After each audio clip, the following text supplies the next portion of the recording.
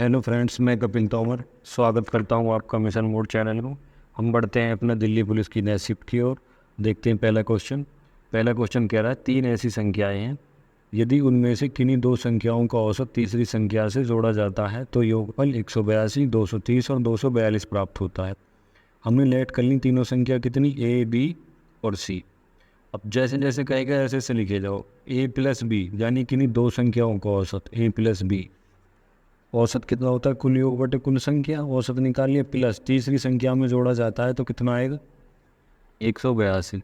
अब दो का एलसीएम ले लो यहाँ, ठीक है, या एक है यहाँ, कितना हो गया, ए प्लस बी प्लस 2c बटे 2 बराबर 182।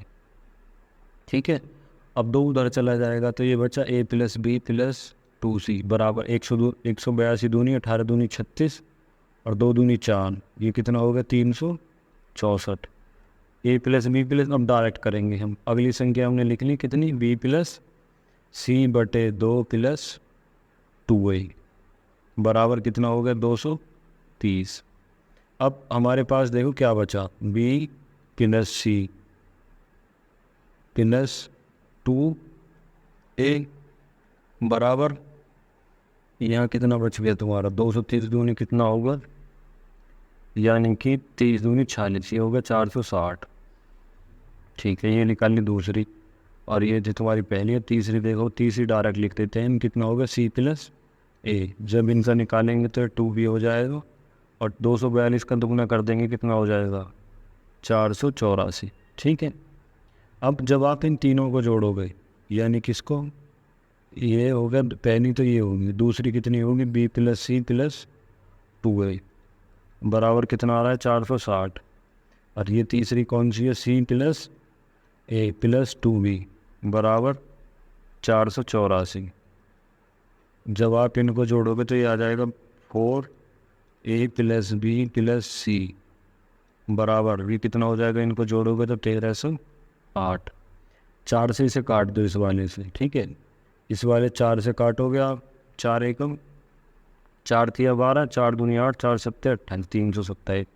यानी ए प्लस बी प्लस सी का मान कितना आएगा 327। जब इसे 3 से भाग करोगे, तीनों संख्याओं का औसत बताना है ना, ये योग है, औसत बताने के लिए 3 से भाग कर दो, 3 एकम 3, 0, 3 नम 27, 109 आ गया। बढ़ते हैं नेक्स्ट क्वेश्चन की ओर। नेक्स्ट क्वेश्चन हमारा फिर सिंप्लीफिकेशन से है, ठीक है, इसमें आपको सॉल्व कर लेना है कि ये क्या पूछ रहा है। सबसे पहले हम साइन चेंज कर लेंगे जो दे रखा है, यानी कि ऐसे समझो, 3 तिया 9 और 2 11 बटे 3 डिवाइड, ऑफ पहले सॉल्व करना होता है, 5 दूनी 10 और 1 11 बटे 5, ऑफ सॉल्व है ये वाला 2 बटे 3, ठीक है, माइनस के 2 बटे 3 गुणा 7 बटे 10 और प्लस ब्रैकेट में कितना बच रहा है 2 बटे 3, ये कई बार बता चुके हैं, 41। 41 में से 4 जाएगा, कितना बचेगा 37। जितनी संख्या के ऊपर बार है उतने 9, बाकी 0 डिवाइड, इसे अभी पलट लो, इनटू में करेंगे तो ऊपर आ जाएगा 99, नीचे आ जाएगा 37, और ये डिवाइडेड बाय 8 एकम 8 3 11 बटे 8, ये हो गया आपका। अब यहाँ सॉल्व करो, पहले ये कितना हो जाएगा, 11 दूनी 22, 5 तिया 15, यानी कि 11 बटे 3, साइन चेंज कर दो तो 15 ऊपर आ जाएगा, 11 दूनी 22 नीचे, ठीक है। यहाँ बचा माइनस, और जब इसे काटोगे 2 से काट लो, इससे 2 पंजे 10, तो ऊपर कितना बचा 7 और नीचे कितना बचा 15, 7 बटे 15 प्लस, अब अंदर अंदर काट लो, ये कितना होगा 9 दाम 90, और ये कितना हो गया 11, 37 से 37 ख़त्म, 2 से 5 बार ये चला गया, 2 पंजू 10, तो नीचे कितना बच गया, यहाँ बच गया 11 बटे 15, जो डिवाइड में ये पलट जाएगा, कितना हो जाएगा 8 बटे 11, 11 से 11 ख़त्म, और यहाँ 11 दूनी 22 और 3 पंजे 15, यानी कि ये बचा हमारे पास 5 बटे 2 माइनस के 7 बटे 15 प्लस के 8 बटे 15।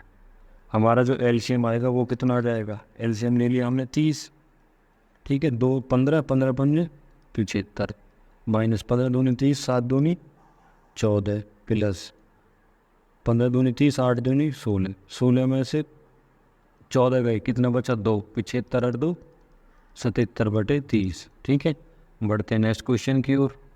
नेक्स्ट क्वेश्चन क्या कह रहा है कि एक बेलन और शंकु की त्रिज्याओं का अनुपात इतना है, बेलन की ऊंचाई शंकु की तिर्यक ऊंचाई के 1.5 गुना है। बेलन और शंकु का वक्र पृष्ठ का क्षेत्रफल का अनुपात, यानी कि बेलन का वक्र पृष्ठ कितना होता है 2πr/h, और इसका अनुपात किसका, शंकु का होता है πr/l। ठीक है, अब यहाँ से सॉल्व कर लेते हैं। इधर से 3 2 गुणा पाई को पाई रहने दो, जब रेशियो में बताना है r।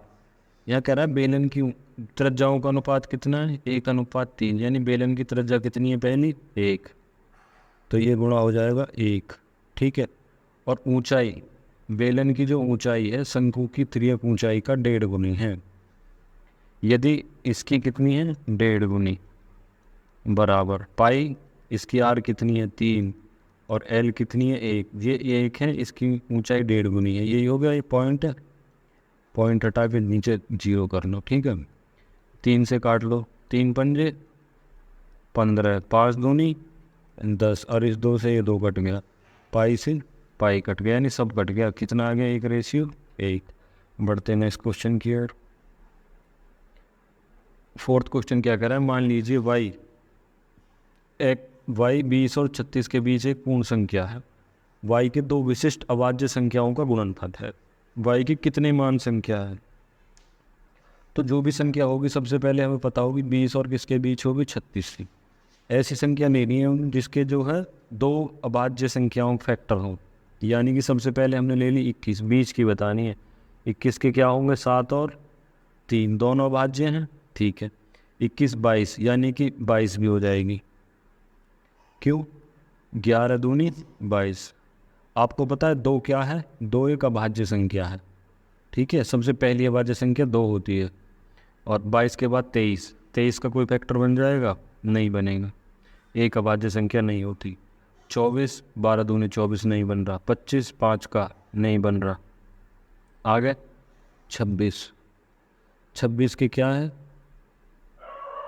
26, यानी कि 13 गुना 2 26, और आगे आ गया तुम्हारा 27 नहीं 28 नहीं 29, 29 भी नहीं, 13 14 15, यानी कि 32 नहीं 33, 11 3 33, 11 भी एक अभाज्य संख्या है और 3 भी। ठीक है, और आगे बचे 34 नहीं 35, यानी कि 7 5 35।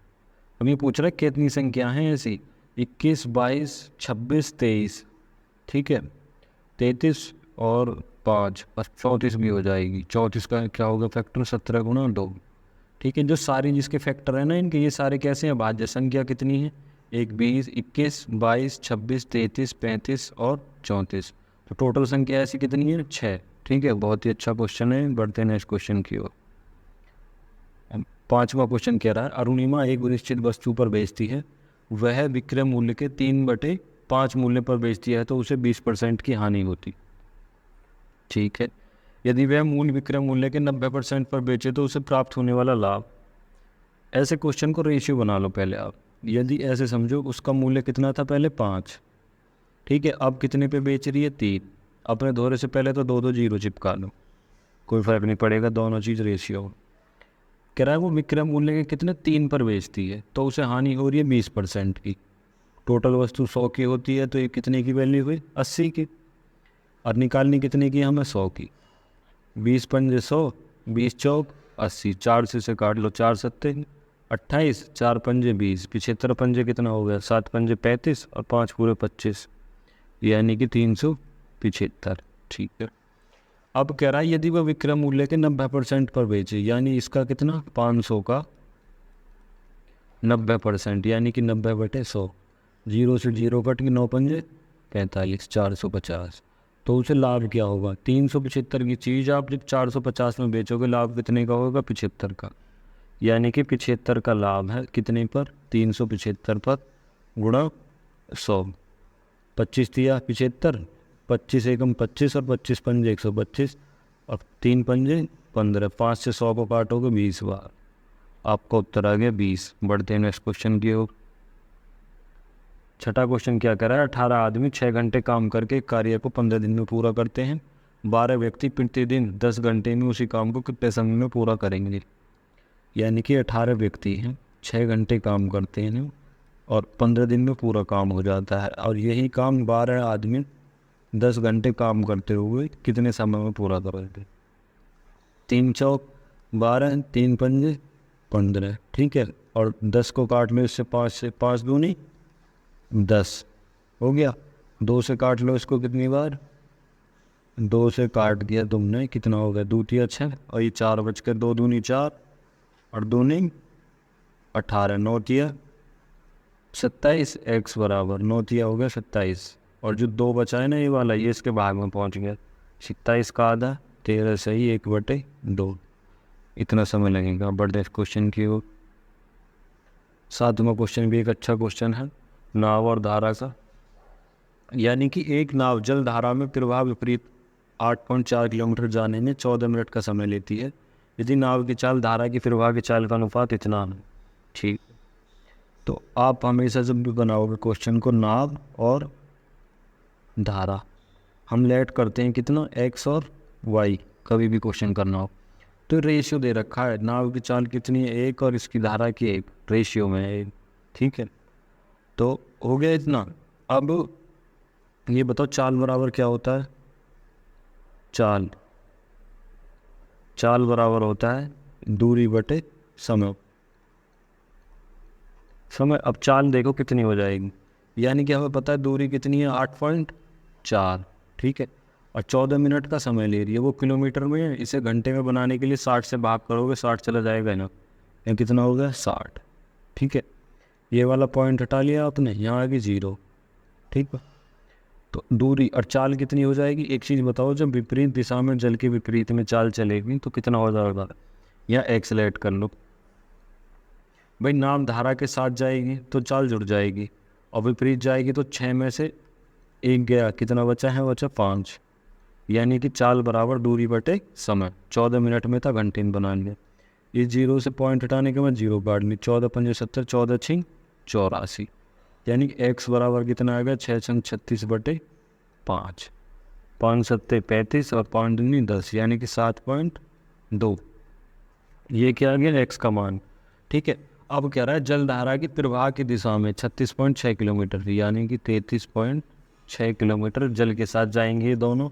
तो कितना होगा, 6 और 1 7, 7x, x का मान कितना है 7.2, ठीक है। और मिनट में बताना है, ये घंटे में, मिनट में बनाने के लिए 60 से गुना कर दो, 60 से गुना कर दो। देखो पॉइंट से पॉइंट कट गया, ये 6 से 6 6 एकम 6 और 6 एकम 6, 6 दूनी 12, ठीक है। अब 6 से फिर काट लो, 6 दूनी 12 और ये कितना हो गया, 6 पंजे 30, 6 पंजे 30 और 6 एकम 6 छंग 36, 56, 56 को आधा काटो, 7 से काट लो, 7 8 56, और इस 2 से जो बच गया था, 2 से जाएगा 4 बार, यानी कि 10 चौक 40 किलोमीटर, मतलब 40 मिनट लगेंगे उसको। बढ़ते हैं नेक्स्ट क्वेश्चन की ओर। अब कह रहा है रेखा अपनी मासिक आय का 75% खर्च करती है। इस क्वेश्चन को आप पढ़ते ही पहले 3 चीज़ लिख लो, क्या, आय, और ये हो गया खर्च, और ये हो गया प्लस बचत। आप डेली लाइफ में भी देखोगे तो आय बराबर क्या होता है, खर्च प्लस बचत।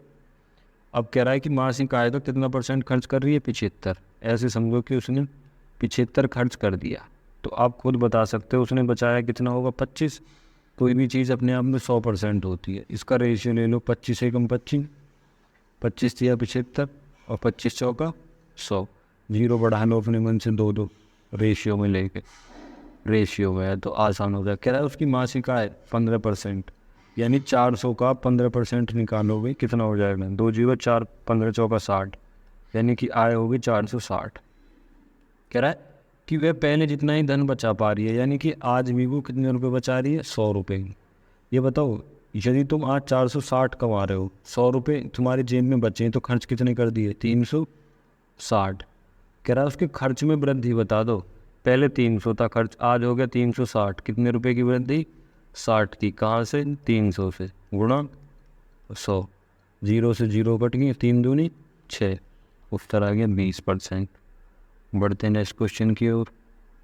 9th क्वेश्चन कह रहा है ए बी की आय का अनुपात इतना है, उनकी व्यय का अनुपात 1:2 है, प्रत्येक पृथ्वी माह 4800 रुपये बचाता है, तो बी की आय बताओ। यानी कि ऐसे समझो कि आप ए और बी इनको आय मान ली 4x और 7x, कुल आय कितनी हो जाएगी इनकी, आय का अनुपात इतना है। यदि ये दोनों 4800 रुपये बचा रहे, कोई बचा लिए, ठीक है भाई, तो बराबर 1/2, इनकी क्रॉस मल्टीप्लाई कर दो, ये हो गया 8x, 48 दूनी कितना हो गया 9600, बराबर 7x और प्लस 4800, ये 4800 होंगे। तो यहाँ लेके आओगे तो यहाँ कितना बचेगा, 7x इधर आके 8x में से x, अब 9600 उधर जाके कितने हो जाएंगे, उधर ले जाओगे तो ये कितना हो गया, ये बचे 4800, ठीक है, x की वैल्यू आ गई 4800। कह रहा बी की आय है, बी की आय कितनी है, यहाँ बी की आय कितनी है थी 7, यानी कि 7x। यदि 7 में x का मान कितना 4800 भी गुणा कर दोगे आप तो कितना आ जाएगा, 0 0 8 7 56, 5 8 चौक 32, 7 चौक 28, 28 और 5 33, यानी कि 33,600।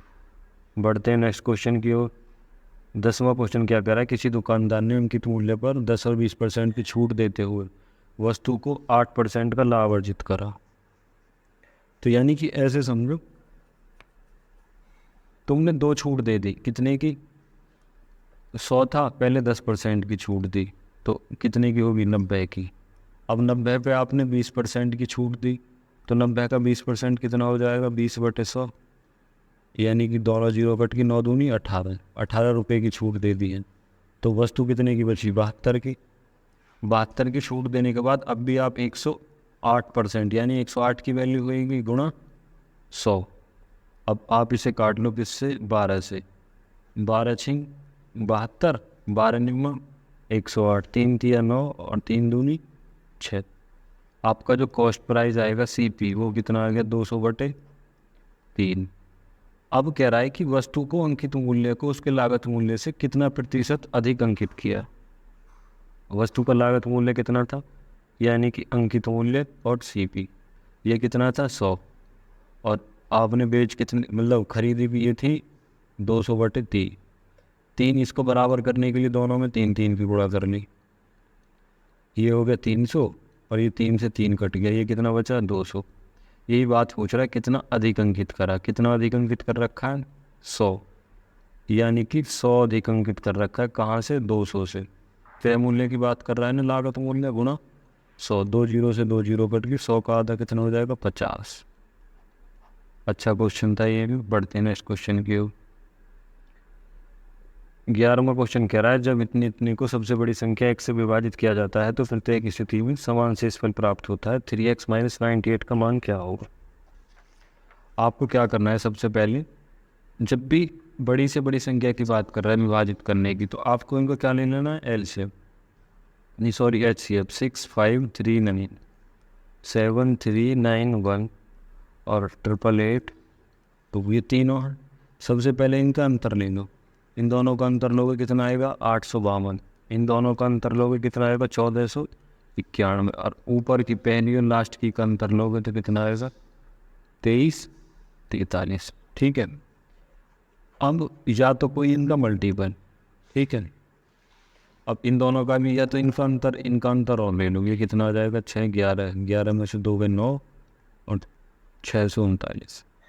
अब जो ये अंतर है ना, या तो ये या इसका कोई मल्टीपल, इनसे सबसे भाग करेगा। अब देखो क्या, इसको चेक करने के लिए 3 से दिख रहा है कटता हुआ, 3 से काट लो, 3 गुणा 3 दूनी 6, 3 एकम 3, 3 तिया 9, यानी कि 213 भी हो सकता है या ये भी हो सकता है खुद 639। अब कह रहा है प्रत्येक स्थिति में समान शेषफल बचे, तो आपको क्या काम करना है, 2 और 3 ये ना लेके इससे काट के देखोगे आप तो पूरा पूरा कट जाएगा, ठीक है, 639। तो ऐसी कौन सी संख्या है इनसे शेषफल बराबर आएगा, ये होगी 639, इनका अंतर, ये इनके अंतर का कोई फैक्टर। हमने देखा 639 एक ऐसी संख्या है जिससे भाग देने पर रिमाइंडर सब में सेम आएगा, ठीक। संख्या कितनी होगी 639, ठीक है। ये होगा किसका मान 213, 213 से आ गया। अब हमसे क्या कह रहा है, एक्स का मान हो गया 213। अब हमें वैल्यू चाहिए किसकी, 3x माइनस 98। अब हमने 3x इसके दो टुकड़े कर रखे हैं पहले ही। 213 में 3 की गुणा करोगे कितना आएगा, 639 माइनस 98, तो आपका उत्तर आ जाएगा 541। ठीक है, तो 639 हो या इसका कोई फैक्टर हो, हमेशा इनको क्या निकालना है, HCF। अंतर जब तक करते जाओ जब तक इनका एक फैक्टर ना बना लो, प्राइम फैक्टर। ठीक है, बढ़ते हैं नेक्स्ट क्वेश्चन की ओर।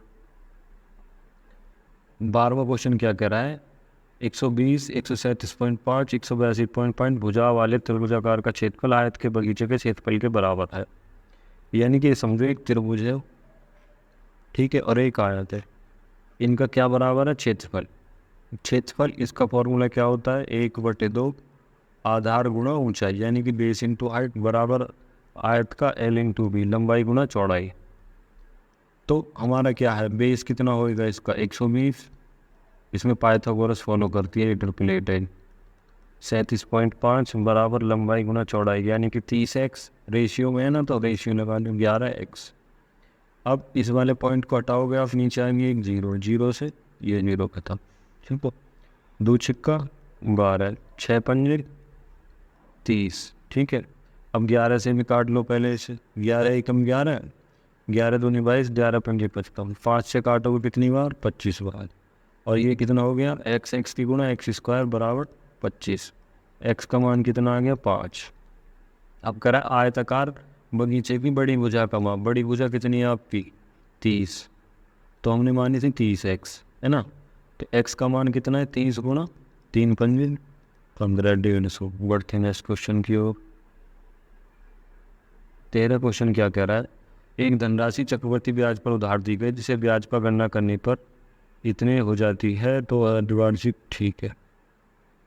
ऐसे समझो कि 3 वर्ष के लिए कोई पैसा है, आपने कितने रुपए दिए, 100 रुपये। जब भी 3 वर्ष की बात करें ना, इतनी अधिक हो जाती है, तो इसे 100 में ऐड करके लिखेंगे, कितनी होगी, 172.8।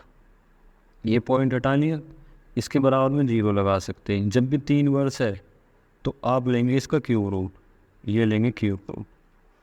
ठीक है, क्यूब रूट ले लिया। 1000 किसका क्यूब होता है, 10 का, और 1728 किसका होता है, 12 का। यानी कि हमें ब्याज कितना मिल गया, 2/10 गुणा 100, 0 से 0, 10 दूनी 20। ठीक है, अब कह रहा है यदि ब्याज की गणना अर्धवार्षिक रूप में हो तो उसी ब्याज दर पर 9000 रुपये का धनराशि पर 1 से 1 इतने वर्ष का, इसको क्या मतलब है, 1 और आधा, यानी कि अर्धवार्षिक है तो 1.5 वर्ष का कितना हो जाएगा, 3 वर्ष। और जो रेट पहले से कितनी अर्धवार्षिक जो 20 है वो कितनी हो जाएगी, कट के आधी, 2 वर्ष, मतलब इसकी आधी हो जाएगी 10%। अभी बताओ 10% का 3 वर्ष का जो रेट होता है वो कितना होता है, 33.1। ये आपको डायरेक्ट याद कर लेना है, सक्सेसिव रेट। अब जो ब्याज पूछा है खाली हमसे, ब्याज कितना हो जाएगा, 9000 का 33.1% बटे 100। जब ये पॉइंट हटाओगे तो आप 0, 3 0 से 3 0 खत्म, 9 की गुणा कर लो, 9 एकम 9, 9 तिया 27, 2 9 तिया 27 और 2 29, यानी कि आंसर आएगा 29 69। बढ़ते हैं नेक्स्ट क्वेश्चन की ओर। 14 क्वेश्चन क्या कह रहा है कि एक कार का विक्रय मूल्य बाइक के मूल्य से 300 अधिक है, तो आप समझ लें कि ये कार होगी और ये होगी बाइक। यदि बाइक का मूल्य 100 मान लूँ मैं, 300 अधिक का मतलब 300% अधिक का मतलब 400 होगा। ठीक है, कह रहा है यदि बाइक कार के मूल्य में कितने परसेंट की वृद्धि, 10% की। परसेंट निकालना सीखो, 400 का 10% हो जाएगा 40। तो आज एक कार का मूल्य कितना होगा, 440। कह रहा है कि यदि बाइक के मूल्य में 30% की वृद्धि, 100 का आप 30% निकालोगे तो 30 ही आएगा। ठीक है, तो ये हो गया 130।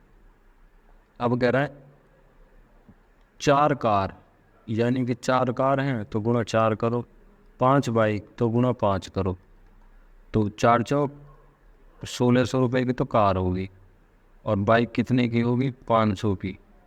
ठीक है, प्लस टोटल। और जो आपने मूल्य वृद्धि हुई है इनमें भी तो 4 की और 5 की गुणा होगी, भाई ये भी तो वृद्धि हुई है, 4 चौक 16, और ये कितना हो गया तुम्हारा 1760, प्लस ये कितनी होगी 13 13 पंजे 65, यानी कि 650। अब देखो ऊपर जो आपने खरीदा, कॉस्ट प्राइस कितने की खरीदे, 16 पाँच 2100 रुपये की, और बेच कितने की दिए आपने वृद्धि करने के बाद, कितना हो गया, ये हो गया 1776 और ये हो गया 2410। तो आपको फ़ायदा कितने का हुआ, 310 का। 310 का फ़ायदा है कितने पर, 2100 रुपये पर, गुणा 100, 2 जीरो से 2 जीरो काट लें।